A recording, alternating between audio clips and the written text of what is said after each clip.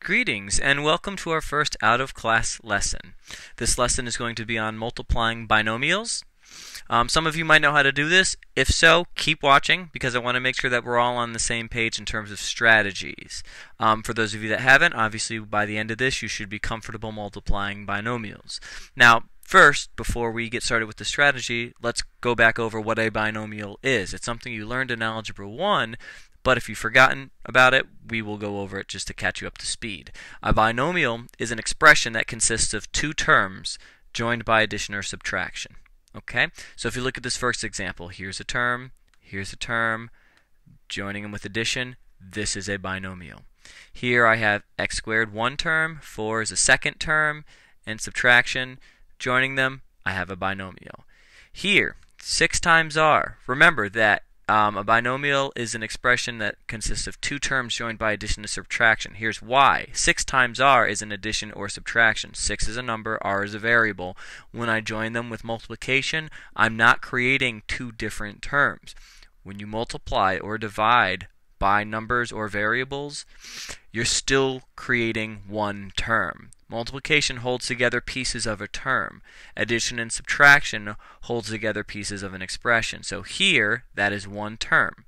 7k is another term. And then the addition sign between them makes this a binomial because now I have one term added to another term. Down here is another example. 3 times x times y squared. All three of these numbers and variables are joined together with multiplication. That makes it one term. Here, 4 times x squared times y. The 4, the x squared, the y, they're all being multiplied together. So multiplication doesn't separate terms. It creates one giant term. But because both of these are being added to each other, I have this term plus this term. This is now a binomial. You know, obviously stemming from the prefix bi, meaning two. A bicycle has two wheels. That's where you get binomial from because it has to be two and only two terms in a binomial. Okay? So all of these qualify. All of these are two terms that are either being added or subtracted. Okay? Where do you see it? You've seen binomials before. Whenever you use the distributive property, you're usually distributing to a binomial. Here, when I take the 4 and I multiply it by x, and then I take the 4 and multiply it by -5, I'm distributing my 4 to a binomial. Here's a term, here's a term, here's a subtraction sign joining them together. I have a binomial. So you've seen it before. And actually, the fun thing about this is when you actually do the expansion, which I know you guys know how to do this, it ends up being 4x minus 20. Your expanded form of this is a binomial as well, because 4x is a term, 20 is a term, and you're joining them with a subtraction sign. Okay? So, properties of a binomial, what it looks like, where you find it, that sort of stuff. Now, you're never going to have to repeat to me the definition of a binomial, so for those of you trying to memorize the definition, it's not necessary. The only thing that's necessary is understand what it looks like, what it is, and how to use it, and what it means, okay? So, let's talk about multiplying two binomials. This is what it looks like. We've seen this in class. When we were doing the pool deck and the pool deck area problems, we ended up sometimes getting stuff that looked like this, where we had x plus 3 in parentheses multiplied by x plus 2 in parentheses. Those are two different binomials. So in essence, we're multiplying two binomials. And we talked about this. The answer to this in expanded form, it wouldn't be x squared plus 6. It wouldn't be x squared plus 5. There's another strategy you have to use because just multiplying the x terms and just multiplying the constants is not mathematically sound. We have to figure out a way that's mathematically sound where we can expand this. And this is the strategy. This is my strategy.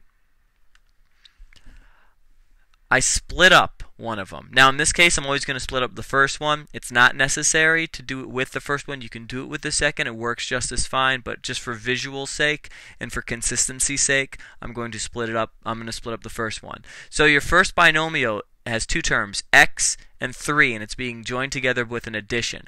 I'm going to split that up right here. So I'm going to take my first term, put it down here, and I have to take everything that's left, including the plus 3, and put it down there. And each of these pieces I'm going to multiply by my second binomial. So here my x is being multiplied by the x plus 2, and then my plus 3 is being multiplied by my x plus 2. One of the hugest pitfalls you can get into when you're doing this is to not carry over everything afterwards. getting the x is fine, getting the 3 is fine, but you have to make sure that you get that positive sign as well. Okay? So, big important thing. Highlight it, underline it, put a star next to it. Make sure that when you split your terms, okay, you take the first term, and then with your second term, you take the operation with it. Okay? Now what did we do? We created two different distributive problems that we can solve individually. We can solve that and we can solve that and expand it. So that's what we're going to do. Let's expand those. When I do x times x, I end up with x squared. I do x times 2, I end up with 2x. Okay?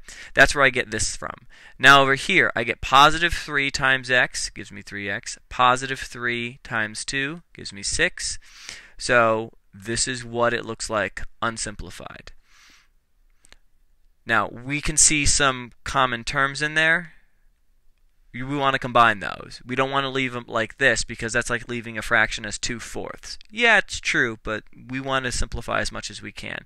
So we're going to take this 2x and this 3x and combine them so that we get 5x. So now our final expanded form is x squared plus 5x plus 6. Note, that is different than x squared plus 6 or x squared plus 5, which is what we were talking about in class. We can't do that. We have to do this process out. Split your binomial. First one is the one I choose to split, but you can split the other one as well. And then multiply those pieces by your second binomial. Okay? Let's go through another one just to get practice in us. Our process is still the same. Here we have a binomial of 2x minus 1 and another binomial of x plus 10. Again, I'm going to split the first one. You can rearrange these if you want and do x plus 10 in front, 2x minus 1 as the second one, and split the x plus 10. Doesn't matter. At the end, you're going to end up with the same answer. So I take my 2x minus 1, split it, take my first term, put it down here, take the minus 1, everything that's to the left, to the right of my first term, and I put it down here. Notice that negative 1 is with it. Very important, okay? And then I end up with just two different distributive problems that I can do and that you can do as well. 2x times the quantity of x plus 10 minus 1 times the quantity of x plus 10. So once you get to this step, you should be able to do this. 2x times x is 2x squared. 2x times 10 is 20x. Be careful with this one. Remember, minus 1 times x is minus 1x or minus x. You don't have to have the 1 there if you don't want to. And minus 1 times 10 is negative 10. Okay? So again, very important. You have to make sure you bring down that negative sign from here. This guy will get a lot of people. You have to make sure that you take down that sign when you split your binomial. Okay? And again, this looks like it's not cleaned up because I have a 20x and a 1x that I have to subtract. So when I clean this all up, it ends up being 2x squared plus 19x minus 10. Okay? So, we've gone through a couple different problems. They use the same strategies. This is, I didn't want to take up class time because this is kind of it's a process that doesn't change. So I want to give you time to practice. I want you to put this video on pause for right now and attempt this problem right here, the quantity of 3 minus x times the quantity of 2 minus x. And I want you to try this on your own, see what you end up getting, and then when you're done, hit play and check it against what I have. All right? Go now.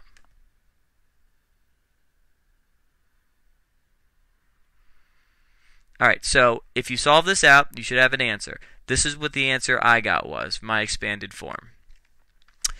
I split the 3 minus x and multiplied them out. I ended up getting this fun thing right here, this crazy expression. I combined my negative 3x and my negative 2x to get negative 5x. And just to keep it in standard form, what I did was I took this x squared and I moved it to the front, and I took this 6 and I moved it to the back, because in standard form, your highest exponent goes on the left and it goes in descending order. Not a huge deal right now because I'm not requiring you to put it in standard form yet. I will eventually. But for right now, if you got 6 minus 5x plus x squared, that's mathematically correct. Congratulations, you know how to multiply binomials. Eventually, we're going to add that extra step of rearranging it in descending order from by exponents. So this would be standard form, but if you got 6 minus 5x plus x squared, you did it correctly. So hats off to you. Okay? Well, that's it for the lesson. Before you go off, what I'd like you to do is think about this problem. You know how to multiply binomials. So how would you expand this? The quantity of x minus 5 squared.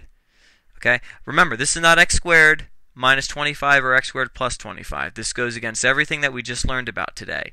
How would you use what we learned in this lesson to expand this problem, x minus 5 the quantity squared? Okay? What I want you to do is have an attempt at this done, bring it in tomorrow. I'm going to check it, we're going to go over it, and then we're going to answer any questions about the process, about the video. Come in with questions, comments, concerns, and I'd love feedback. I'd love feedback on this video. Did you like it? That sort of thing. Remember, if you're still not sure, because it's a video, you can always go back, you can rewatch something, you can pause it, you can try stuff on your own, do what you have to do. But come into class tomorrow with a firm understanding of this stuff so that we can then move on in class and do some application stuff with it. Okay? Have a good day.